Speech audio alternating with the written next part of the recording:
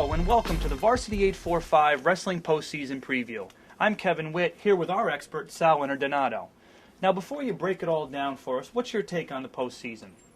This has been one of the more competitive seasons of wrestling in recent memory, Kevin. 5 schools could be the top team in the section with the right matchups. The competitiveness has carried over to the individual weight classes. A few big-time individual rivalries will highlight the Section 9 Division I tournament.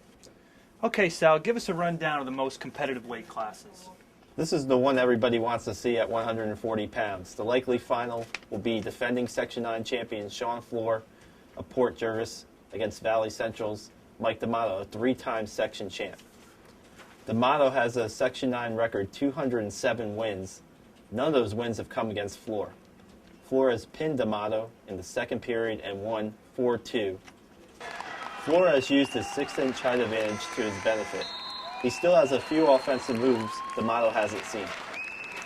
D'Amato needs to wrestle tough and not give Floor any room to apply a finishing move. Here's what D'Amato is expecting. I'm not really sure what to expect out of him. He's probably still going to stay in the same game. I just got to work hard and push it on my feet, work for some shots, see what happens. Look for Floor to win this one by 4 points. At 125, it's likely another section champ versus section champ showdown in the final. Jamie Franco Monroe Woodbury, a 3-time section champ, against Cornwall senior Drew Bloss, a section champ last season. Franco is 2-1 versus Bloss this season. The two have split a pair of overtime matches. Franco is a big match wrestler. He always seems to come through with a late takedown to win a close match. But Bloss is probably one of the most improved wrestlers in Section 9. He has done what few Section 9 wrestlers have tried and failed. He's beat Franco. This one is definitely headed to overtime again. I give Franco a slight edge, but I wouldn't be surprised if Bloss pulls it out. As many as 4 wrestlers have a legitimate chance to win the 171-pound title. Port Jervis's Matt Parlier beat Minisink Valley's Ross Hansen, who beat Warwick's Andrew Greenlaw, and Greenlaw beat Parlier. Newburgh's Marcus Spearman is also in the mix. Hansen is the only one with a section title. He won at 160 pounds last season. Parlier is the toughest, Greenlaw is the wild card, and Marcus Spearman is the most athletic. Whoever wins this weight will have to wrestle 2 perfect matches. I'm leaning toward Hansen.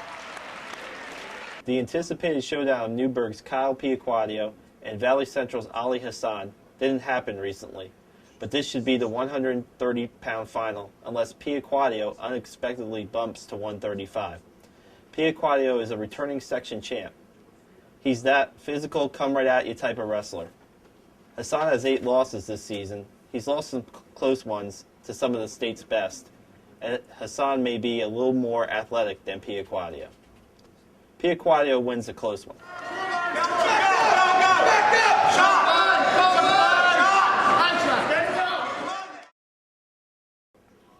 Sounds like the fans will see some great matches. Tell us about the other weight classes in Division I.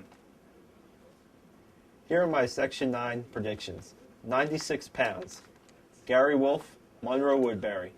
Wolf will avenge an early loss to Warwick's Shane Connolly. 103, Mike Vespa, Monroe Woodbury. Vespa is one of Section 9's best wrestlers when he's on, which is often.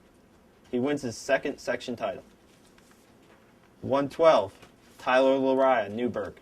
A 2-time runner-up, Lariah has his moment at the top. 119, Cody Ruggiero, Valley Central. A returning state champ will not get tested until the state tourney in 2 weeks. 135, Matt Doolittle, Middletown. Doolittle lost in the final last season. He has 99 career pins and is the man to beat this time. 145, Andrew Carroll, Valley Central. It's anybody's weight. Carroll is the pinner of the group. 152, Q Mandela, Newburgh. Mandela is a step quicker than Port Jervis's Evan Muller. That step should be the difference. 160, Keith Corley, Valley Central. It's Corley's title to win or lose. Corley has a habit of wrestling down to his competition. If he wrestles with purpose, he wins his first title. 189. Stephen Butler, Port Jervis. Returning champion may get tested by Menacing Valley's James Brain, but Butler has the offense to ward off any challenges. 215. Jared Rosado, Middletown. Here's my wild card pick.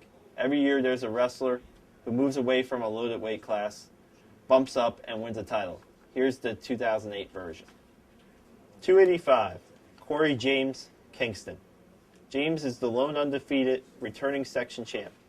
He got his wake-up call with a 1-0 win over Gabe Mendez of Monroe Woodbury recently. So what's the word in Division 2?